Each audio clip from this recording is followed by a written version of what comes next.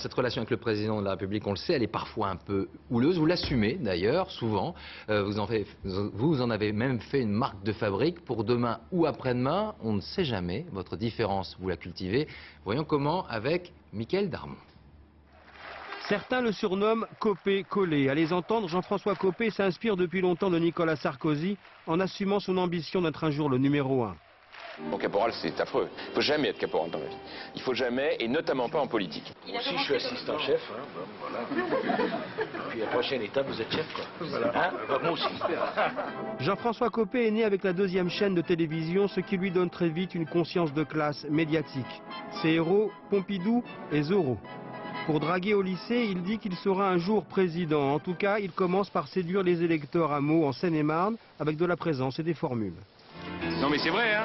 Vous savez, il faut faire du bouche-oreille, hein, parce que les petits jeunes, il faut qu'on se batte un peu. Hein. Aujourd'hui, on dialogue pas assez, on s'écoute pas assez et on s'engueule pas assez.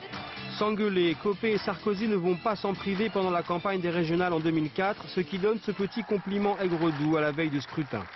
Merci pour ta présence. Merci aussi pour tes encouragements. Des coups de fil du matin pour voir si on avait le moral, si on avait bien dormi. Tes coups de fil du soir pour connaître le programme du lendemain. Entre les deux, c'est donc Je t'aime, moi non plus. En 2007, Nicolas Sarkozy sort Jean-François Copé du gouvernement. Il est alors élu président du groupe parlementaire UMP. Ne pas être ministre, c'était rater sa vie de député. Ne plus être ministre, c'est l'abomination. En 2007, il est au fond du trou et il ne voit pas comment il va rebondir.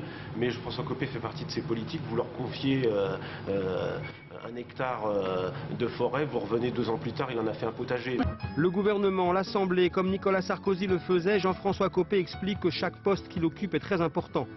Si cette mélodie de l'ambition est connue, la partition reste encore à découvrir. Alors,